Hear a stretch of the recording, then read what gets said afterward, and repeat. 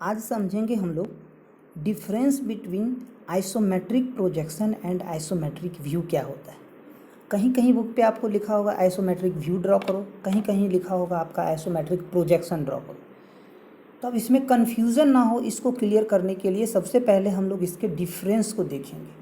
तो जैसे आप इस आइसोमेट्रिक व्यू को देखो या प्रोजेक्शन को, कि आपको समझ में आ जाए कि क्या ये आइसोमेट्रिक है या आइसोमेट्रिक व्यू है या प्रोजेक्शन है। तो इसको समझने के लिए जैसे अभी हम लिखे हुए हैं डिफरेंस बिटवीन, आप गौर से देखिएगा तो यहाँ पे डिफरेंस बिटवीन आइसोमेट्रिक प्रोजेक्शन और ये difference between and isometric view. आप देख रहे होंगे कि आइसोमेट्रिक प्रोजेक्शन को हम स्मॉल लेटर से लिखें और आइसोमेट्रिक व्यू को हम लोग कैपिटल लेटर से लिखें। तो हम जो ये लिखने का तरीका इसलिए हम लोग चेंज किए क्योंकि आइसोमेट्रिक प्रोजेक्शन जो होता है आइसोमेट्रिक व्यू से छोटा होता है। तो यानी कि ड्रॉ होगा, दिखेगा सिमिलर लेकिन साइज में छोटा होगा, इसीलिए हम लोग उसको क्या किए, कैपिटल लेटर में डिनोट किया और इसको स्मॉल लेटर में डिनोट किया। जिससे आपको समझ में आ गया होगा। सबसे पहला जो डिफरेंस है वो है आइसोमेट्रिक व्यू आइसोमेट्रिक प्रोजेक्शन से लार्ज दिखेगा, सिमिलर होगा। कोई भी ऑब्जेक्ट का प्रोजेक्शन करेंगे तो आइसोमेट्रिक सेम होगा, सिमिलर होगा, लेकिन जो साइज होगा वो आइसोमेट्रिक व्यू का बड़ा होगा as compared to isometric projection का। तो ये आपका फर्स्ट डिफरेंस हो गया। आइए इसको एक डायग्राम से हम लोग समझते हैं। सबसे पहले एक ऑब्जेक्ट लेते हैं जिसका फ्रंट व्यू और टॉप व्यू हमें पता है, यानी कि ऑर्थोग्राफिक व्यू पता है हमें। अब फ्रंट व्यू और टॉप व्यू हमें पता है, तो अब इसका अगर हम आइसोमेट्रिक व्यू ड्रॉ करेंगे तो कैसा दिखेगा और इसका आइसोमेट्रिक प्रोजेक्शन ड्रॉ करेंगे तो कैसा दिखेगा। तो आइसोमेट्रिक व्यू ड्रॉ करो या प्रोजेक्शन, दोनों इसी ढंग से दिखेगा। क्योंकि देखिए इसका जो लेंथ है उतना ही है, विड्थ है उतना ही है और जो थिकनेस है उतना ही है, जितना इसका है उतना ही सिमिलर लेके हम बनाएं तो ये आपका आइसोमेट्रिक व्यू होगा, यानी कि सेम डायमेंशन लेके बनाएं। अब आइसोमेट्रिक डायमेंशन लेके जब हम लोग कोई ऑब्जेक्ट को बनाते हैं तो वो हो जाएगा आइसोमेट्रिक प्रोजेक्शन, यानी कि जो आपका ऑब्जेक्ट का साइज का है था उससे आइसोमेट्रिक लेंथ लिए। आइसोमेट्रिक लेंथ आपको पता है, इससे पहले लेक्चर में पढ़े थे हम लोग कि आइसोमेट्रिक लेंथ जो होता है वो आइसोमेट्रिक व्यू यानी कि ट्रू लेंथ से 82% होता है ना। ट्रू लेंथ का 82% होता है, यानी कि 0.82 टाइम्स ट्रू लेंथ के मल्टीप्लाई के बराबर होता है। तो ये आपको पता है कि आइसोमेट्रिक लेंथ जो होगा वो छोटा होगा। तो जब भी ड्रॉ करेंगे आइसोमेट्रिक प्रोजेक्शन तो वो छोटा दिखेगा। क्यों? क्योंकि ये आइसोमेट्रिक प्रोजेक्शन यानी कि आइसोमेट्रिक लाइंस लेके ड्रॉ किए हैं और ये वाला जो है आइसोमेट्रिक व्यू ये आपका ट्रू लेंथ लेके ड्रॉ किया गया है। अब आइए आगे बढ़ते हैं और ये आपको दिख रहा होगा, ये आइसोमेट्रिक लेंथ के कारण, ये ट्रू लेंथ के कारण। अब इसी फिगर को हम कोशिश करते हैं और समझने की थोड़ा और डिटेल्स में। अब ये ऑब्जेक्ट है, इसका डायमेंशन हम ले लिए इस यहाँ पे। इसका लेंथ जो है, हाइट कह सकते हैं, वो 60 है। विड्थ जो है वो आपका 40 है और थिकनेस की बात करेंगे तो ये आपका 10 है। ये इसमें सारा डायमेंशन आपको दिख रहा है। अब इसको हम क्या कर रहे हैं कि आइसोमेट्रिक व्यू ड्रॉ करने की कोशिश कर रहे हैं। वैसे हम लोग सीखेंगे कैसे ड्रॉ किया जाता है। सिंपल अभी इसी व्यू को हम लोग ड्रॉ करते हैं। तो सबसे पहला काम करते हैं कि जब भी आइसोमेट्रिक व्यू ड्रॉ करो या प्रोजेक्शन, तो व्यू ड्रॉ करेंगे तो ट्रू लेंथ लेके ड्रॉ करते हैं, यानी कि व्यू एग्जैक्ट लेंथ जो 60, 40 है, 10 है उसको लेके ड्रॉ करेंगे। लेकिन आइसोमेट्रिक प्रोजेक्शन ड्रॉ करना होगा तो उस समय में सबसे पहला काम हमें करना होता है आइसोमेट्रिक स्केल ड्रॉ करना। और आइसोमेट्रिक स्केल ड्रॉ हो जाएगा तब हम आइसोमेट्रिक स्केल की मदद से आइसोमेट्रिक प्रोजेक्शन ड्रॉ करते हैं, क्योंकि जो लेंथ लेना होता है वो हमारा आइसोमेट्रिक लेंथ लेना होता है। तो यहाँ पे 60 है तो 60 आइसो लेंगे, आइसो मतलब 60, आइसो मतलब आइसोमेट्रिक लेंथ। तो यहाँ पे आप देख रहे होंगे ये अपना है ट्रू लेंथ ये वाला, और ये ट्रू लेंथ है, ये आपका आइसोमेट्रिक लेंथ है। वहाँ पे स्केल में हम लोग देखे थे 2 टाइप का स्केल। तो यहाँ पे यहाँ से अगर हम परपेंडिकुलर कोई लाइन ड्रॉ कर दें तो ये ट्रू लेंथ पे जो भी डायमेंशन होगा यहाँ पे हमें आइसोमेट्रिक डायमेंशन मेज़र करके दे देगा। तो जो लेंथ ये होगा ट्रू लेंथ का यहाँ से यहाँ तक, तो ये लेंथ अगर हम मेजर करेंगे तो ये आइसोमेट्रिक होगा। तो ये जब लाइन मूव कराएंगे तो ये आपको बताए थे कि यहाँ से 45 डिग्री पे हम इसको मूव करा सकते हैं। तो 45 पे जब मूव कराएंगे तभी ये हमारा आइसोमेट्रिक लेंथ देगा आइसोमेट्रिक स्केल पे। तो ये आपको पता है। तो आइए अब सबसे पहले जो भी डायमेंशन है 60, 40 और 10, इसका हम आइसोमेट्रिक लेंथ यहाँ पे फाइंड आउट करते हैं। तो इस दोनों के बीच का एंगल कितना था? 15। अब यहाँ पे हम तीनों पॉइंट लगा लेते हैं। ये 10 हो गया यहाँ पे, ये आपका 10 हो गया, ये 40 हो गया और ये 60 हो गया। तो यहाँ पे द लाइन लगा लिए। ये ट्रू लेंथ है, एक्चुअल में जो लेंथ है उसको हम लगा लिए। अब यहाँ आइसोमेट्रिक लेंथ हमें फाइंड आउट करना होगा। तो यहाँ से 60 से हम क्या करेंगे, यहाँ से 45 डिग्री पे इसको मूव कराएंगे। तो जो ही मूव करेंगे तो जहाँ ये कट करेगा तो ये 60 आइसो हो जाएगा। इसी तरह 40 से भी मूव कराएंगे और 10 से भी मूव कराएंगे। कितना डिग्री पे? तो ये एंगल आपको ध्यान रहे, ये 45 होना चाहिए। ये 45 पे हम मूव कराएंगे। अब जो आपका आइसोमेट्रिक लेंथ यही देगा आइसोमेट्रिक लाइन पे। तो ये आइसोमेट्रिक लाइन पे जो लेंथ आया, ये लेंथ आपका हो गया 60 iso, 40 iso and 10 iso. That means ये आपका आइसोमेट्रिक लेंथ आ गया। यानी कि इसको रिड्यूस कर दिए कितना तक? 82% तक आ गया ये, है ना। तो ये आपका आइसोमेट्रिक लेंथ आ गया। अब यहाँ पे आपको ड्रॉ करने का हैगा आइसोमेट्रिक व्यू। तो आइसोमेट्रिक व्यू करने में तो कोई झमेला ही नहीं है, आइसोमेट्रिक स्केल ड्रॉ करने की ज़रूरत ही नहीं है, ट्रू लेंथ लेके ड्रॉ कर दो। लेकिन आइसोमेट्रिक प्रोजेक्शन ड्रॉ करना होगा तो सबसे पहले आइसोमेट्रिक स्केल ड्रॉ करना होगा।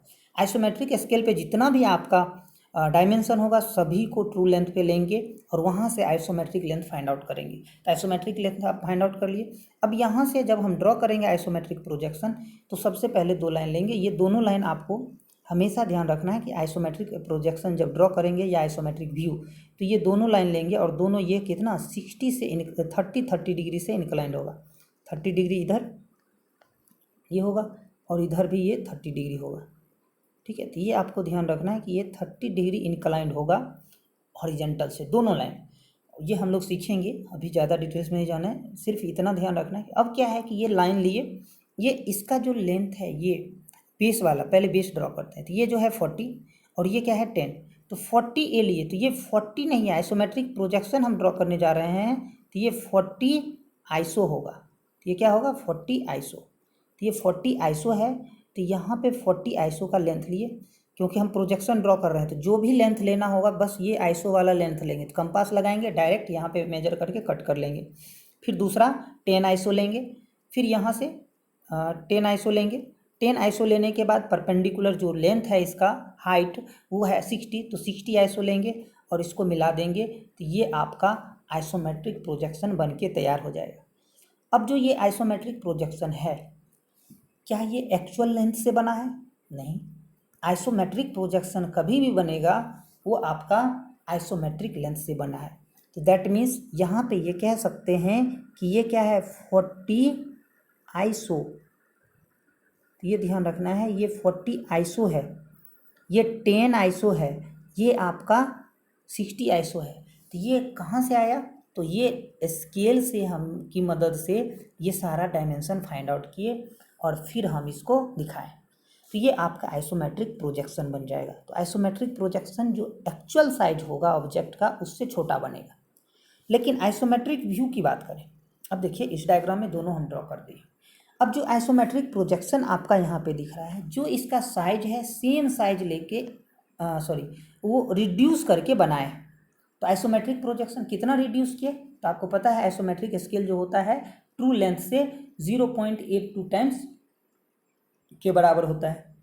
तो ये उतना स्केल लेके हम यहाँ पे ये ड्रॉ कर दिए। तो ये आइसोमेट्रिक प्रोजेक्शन हो गया। और ये वाला जो है एक्चुअल लेंथ जो ये था 40, तो ये 40 ले लिए, ये 60 तो ये 60 ले लिए, ये 10 तो ये 10 ले लिए। तो ये आपका एक्चुअल लेंथ लेके बना गया है। तो ये एक्चुअल लेंथ लेके बनाया गया है, दैट मीन्स ये आपका आइसोमेट्रिक व्यू होगा। और जब आइसोमेट्रिक प्रोजेक्शन की बात करेंगे तो उसमें आइसोमेट्रिक लेंथ लेके बनाया जाएगा। तो ये दूसरा डिफरेंस हो गया। दैट मीन्स पहला डिफरेंस हम क्या बोले थे कि दोनों का साइज जो होगा वो डिफरेंट होगा। That means isometric view large होगा as compare to isometric projection में। क्यों? क्योंकि इसका जो लेंथ होता है, अब ये दूसरा डिफरेंस कह सकते हैं, इस क्यों क्या दूसरा डिफरेंस होगा कि आइसोमेट्रिक प्रोजेक्शन जो होगा अपना वो आइसोमेट्रिक व्यू से छोटा होगा, और छोटा होने का मेन कारण होता है कि आइसोमेट्रिक प्रोजेक्शन जो होता है वो आइसोमेट्रिक लेंथ से ड्रॉ किया जाता है, लेकिन आइसोमेट्रिक व्यू जो होता है वो ट्रू या एक्चुअल लेंथ से ड्रॉ किया जाता है। तो बस इतना आपको ध्यान रखना है। अब आइए इसका कंक्लूजन हम लोग देखते हैं कि कंक्लूजन क्या निकला।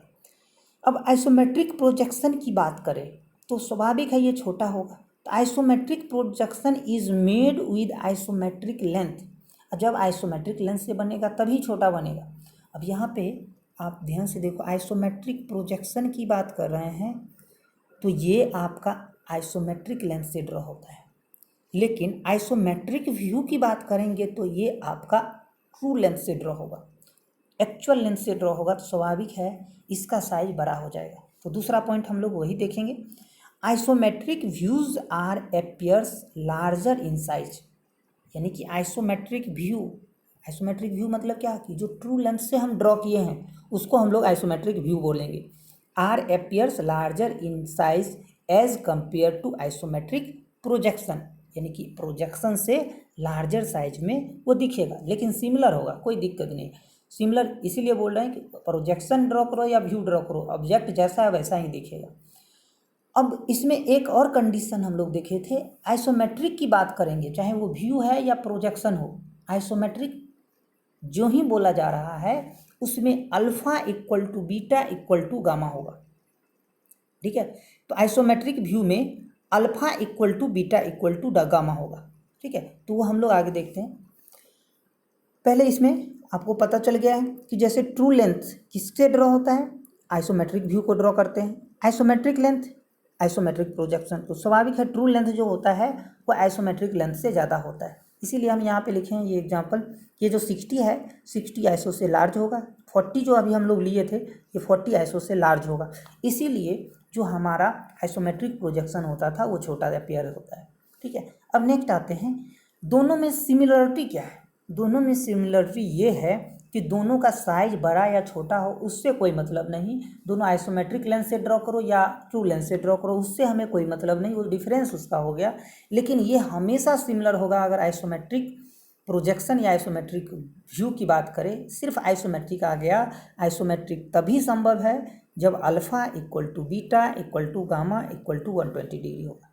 यानी कि जो वो लाइन ड्रॉ किए थे ना, ये वाला अल्फा बीटा और गामा जो ये लाइन था, ये जो एक्सिस था जिसको हम लोग आइसोमेट्रिक एक्सिस बोलते हैं, ये isometric axis always inclined to each other at 120 degree. तो ये 120 डिग्री पे ऑलवेज इंक्लाइंड रहता है एक दूसरे से, तो ये आपको ध्यान में रखना है। तो ये ऑल अबाउट हो गया आपका दोनों का डिफरेंस। तो फिर से हम लोग देख लेते हैं डिफरेंस क्या होगा। पहला कि जो आइसोमेट्रिक प्रोजेक्शन होगा वो आइसोमेट्रिक लेंथ से ड्रॉ होगा, जो आइसोमेट्रिक व्यू होगा वो ट्रू लेंथ से ड्रॉ होगा। आइसोमेट्रिक प्रोजेक्शन जो है वो स्मॉलर दिखेगा as compared to isometric view की तुलना में, ये वो छोटा दिखेगा, लेकिन आइसोमेट्रिक व्यू जो है आइसोमेट्रिक प्रोजेक्शन की तुलना में बड़ा दिखेगा। और तीसरा जो ये सिमिलरिटी की बात करेंगे तो ये सिमिलरिटी क्या होता है कि alpha equal to beta equal to gamma equal to 120 degree होगा दोनों केस में, चाहे आइसोमेट्रिक प्रोजेक्शन बोल लो या आइसोमेट्रिक व्यू बोल लो। जय हिंद।